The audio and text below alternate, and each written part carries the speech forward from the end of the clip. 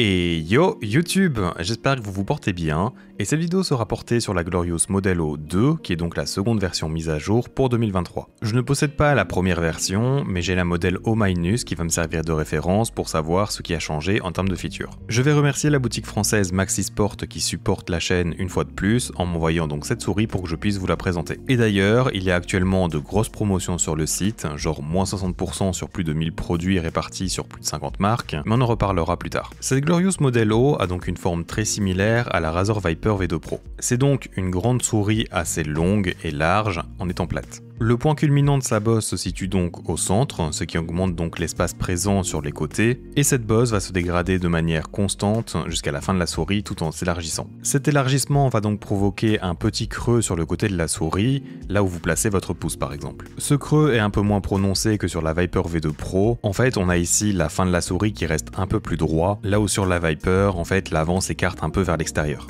Et pour finir cette comparaison, je dirais en fait que la Modelo 2 paraît un peu plus rectangulaire en main comparé à cette Viper V2 Pro. Ce sont des différences assez minimes, mais je préfère personnellement un peu plus la V2 Pro, bien que quoi qu'il arrive, ces deux souris soient un peu trop grandes pour mes préférences. Je pense que vous pourrez utiliser cette souris peu n'importe le grip, mais je ne la conseille pas forcément pour du fingertip, tout simplement au vu de sa taille. Même avec en fait des grandes mains, il y a de meilleures alternatives de mon point de vue. Je pense que moi, ce que j'ai apprécié surtout, c'est son confort d'utilisation, notamment lorsque j'étais sur internet ou pendant du montage. Ça change en fait des petites souris. Et d'ailleurs, j'en parle ici, mais si vous voulez l'utiliser sur un autre PC ou autre, elle dispose d'une connexion en Bluetooth si besoin.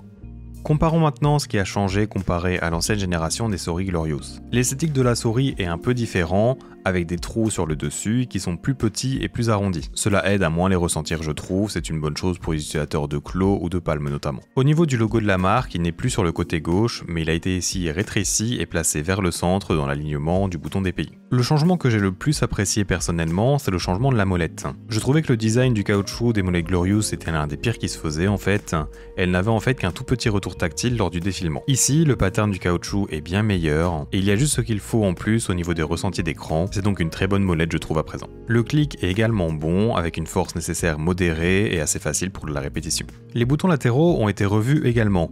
Je les trouve peut-être un peu moins bons, mais je pense ici c'est une question de préférence. Sur les anciennes versions, ils sont plutôt du côté lourd et bien tactile, avec par contre du trajet avant et après leur activation. Et sur la version 2, ils sont maintenant plus fermes avec moins de trajet, mais je trouve le feeling très peu tactile et pas vraiment des plus agréables, comme si c'était un peu étouffé en gros. Au niveau des clips principaux, je ne sais pas s'ils ont changé quelque chose, mais c'est un peu en fait la même chose, on dirait des bons KLGM 8.0, il y a cependant plus de trajets que ce soit avant ou après leur activation, comparé donc à la première version. En soi, l'expérience reste bonne pour ça, mais ce qui est dommage c'est que j'ai pas mal en fait de mouvements latéraux sur ces clics, et cela provoque en fait malheureusement parfois un ressenti de grincement en jeu tout simplement. Et je vais d'ailleurs vous passer tout de suite le sound test de ces différents éléments pour que vous puissiez voir cela.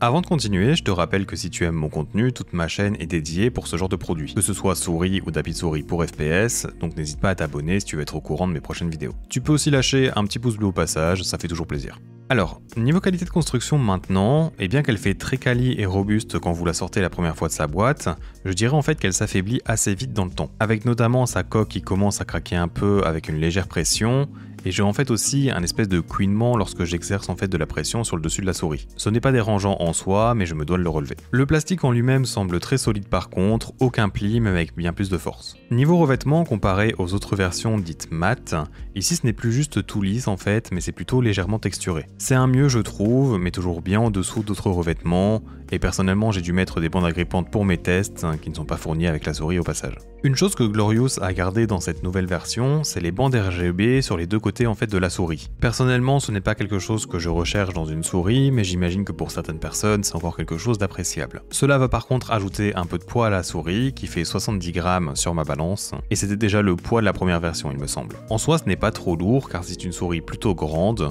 Mais la différence avec la Viper V2 Pro se fait bien remarquer avec plus de 10 grammes d'écart entre elles. Ce RGB va donc pas mal drainer la batterie, et même si vous la mettez en statique à 10% de luminosité comme je l'ai fait personnellement, comptez moins de 5 jours avant de devoir la recharger avec ce réglage. D'ailleurs, j'ai trouvé ça vraiment pas ouf, mais il n'y a pas de mode veille ou d'économie d'énergie en mouvement comme peuvent le faire d'autres marques. Je sais pas si j'ai raté un truc dans le logiciel, mais du coup si vous partez manger ou autre en laissant la souris allumée, eh bien le RGB va continuer à drainer la batterie durant tout ce temps, je trouve ça très moche en vrai. Une fois que cette batterie arrive à un faible niveau, le RGB se désactive pour juste laisser en fait une LED clignoter en rouge au-dessus des boutons latéraux. D'ailleurs pour le rechargement de cette souris, ils ont continué à faire un système de câble USB-C à sens unique, que je trouve en fait plutôt stupide. Ce câble a en fait des petites ailettes pour améliorer son maintien, mais il ne rentrera en fait que dans un sens, ce qui supprime donc le côté pratique de l'USB-C. Une fois rechargé, le niveau de luminosité du RGB ne se remet pas comme mon réglage de 10%, je dois donc relancer le logiciel pour que cela se fasse, c'est un petit élément qui fait défaut encore une fois. Pour cette version blanche, le câble est blanc et gris comme l'extendeur et le récepteur USB.